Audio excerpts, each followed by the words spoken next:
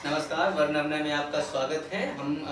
हमारे प्रोग्राम भारतीय समकालीन चित्रकार और कला और कलाकार और उनके किस्सों के बारे में हम बात कर रहे हैं। आज हम बात कर रहे हैं श्री उमेंद्र प्रताप जी से और उनकी आर्ट के ऊपर बात करेंगे। वो क्या बनारस की हम लोग बात कर रहे थे कि वहाँ पे जाने के बाद ऐसे फील होता है कि बस वहाँ पे अभी तो एक समय में पहुँच गए हम। हाँ ये तो वहाँ का आप कल्चर इतना देख रहे हैं, वहाँ से आप लखनऊ भी आ रहे हैं, तो कैसे काम में वो सब चीज़ें प्रभावित करती हैं?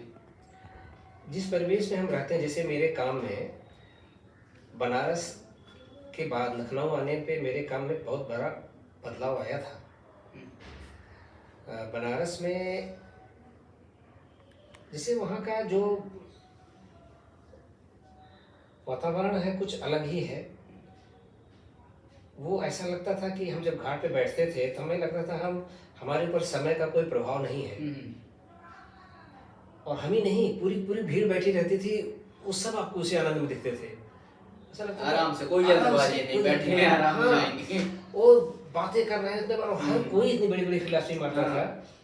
तो वो उस जगह का एक फर्क था। वहीं से उठ के आप फिर सड़क पे चले जाओ, उस जगह तो आपको दुनियादारी दिखने लग जाती थी। भारत का आध्यात्मिक शहर है। हाँ, वो वहाँ का सारी आध्यात्मिक चीजें वहीं पे मिली। हाँ, और उसका भी प्रभाव था।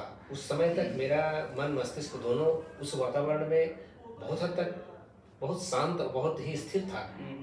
हलचल तो जब मैं यहाँ आया तब हुई, क्योंकि यहाँ बहुत कुछ पाने की और बहुत कुछ करने की होड़ थी। वहाँ ये थी ही नहीं। यहाँ का कल्चर भी अलग है, बिल्कुल अलग था। वहाँ ये हो गया, जो हो जा रहा है वो बहुत सही है, और जो मिल गया वही बहुत है।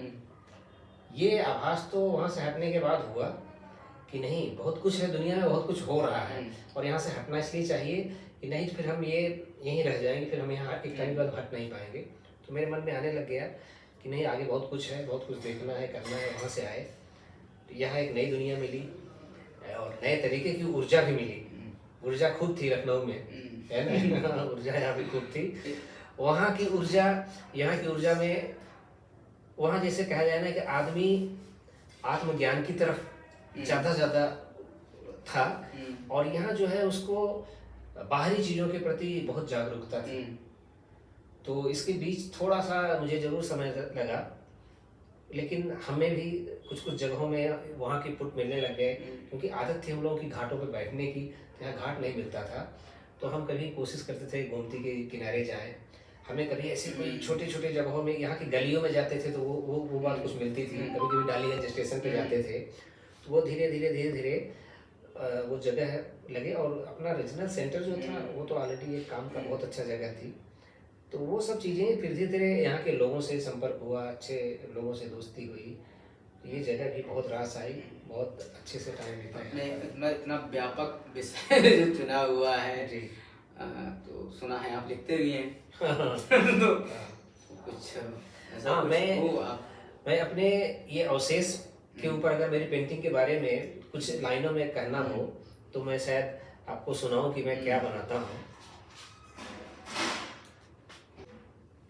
जैसे अवशेष के ऊपर कि अगर मेरी पेंटिंग को देख के कहा जाए पेंटिंग क्या कहती है मेरी, कविता के लहजे में। जी, कविता के लहजे में। मैं अवशेष विशेष प्रारब्ध निर्माण का प्रवेश हूँ, अतीत से भविष्य का प्रतीक हूँ। मैं प्रश्न हूँ, उत्तर हूँ, आश्चर्य और उत्साह हूँ, संबोधन व साक्षात्कार हूँ। मिटकर मैं निर्माण का प्रमाण हूँ, दीपक हूँ मैं, ज्योति हूँ, सृजन का मैं स्रोत हूँ, मैं संपूर्ण अवशेष हूँ। वाह, सब अब मैं पूरे चित्र को बांध दिया जी। कि मतलब मेरा एक मानना है कि अवशेष जो है, हमें जो एक अवशेष पड़ा होता है, एक टुकड़ा पड़ा होता है, वह अपना बीता हुआ समय भी बता रहा है, वर्तमान में वो ये है, और आने वाले समय को एक ऊर्जा देके वो धीरे धीरे खत्म होने वाला होता है। तो लोगों को ये पता होता है कि इसके पीछे हमारा इतिहास क्या है, और हमें उसके आधार पर फिर हम नया निर्माण कहते हैं। जब कोई चीज़ खत्म होती है तो खत्म नहीं होती, वह एक नए निर्माण को ऊर्जा देके जाती है। कभी कोई चीज़ खत्म ही नहीं होती। मतलब फॉर्म जो है, रूप जो है, वो परिवर्तित होता है, क्योंकि ऊर्जा कभी भी नहीं खत्म होती। तो अवशेष बेहद ही मतलब एक ऊर्जा है जो एक काल से चल के एक काल तक चली जाती है। मतलब ये इसको हम ऐसे देखें कि भारतीय सौंदर्य की तरीके से देखें। जी, हमें भारतीय सौंदर्य के तरीके से देखना। भारतीय सौंदर्य में एक खास चीज ये होती है कि हम ऐसे रूप में विश्वास नहीं करते हैं। सही बात है। आत्मिक सौंदर्य पे विश्वास करते हैं। तो अभी मेन सर से बात हुई और एक अच्छी बात रही, उन्होंने बहुत प्यारी कविता सुनाई। और इसके साथ ये एक और मैं चलते चलते एक और कविता छोटी सी है, उसको भी कहना चाहूँगा। वो जैसे हम लोग, कई लोग सोचते नहीं हैं कि पेंटिंग समझ में नहीं है या कोई व्यक्ति नहीं समझ में आता, व्यक्ति या पेंटिंग को बाहर से समझ पाना बड़ा मुश्किल होता है। तो उसी पे एक कविता है कि कैसे हम चीज़ों को बिना समझे, कई बार हम बहुत सारे आक्षेप भी लगा देते हैं किसी चीज़ पे। तो मैं फ़र्क था, फ़र्क हूँ, शायद फ़र्क ही रह जाऊँगा।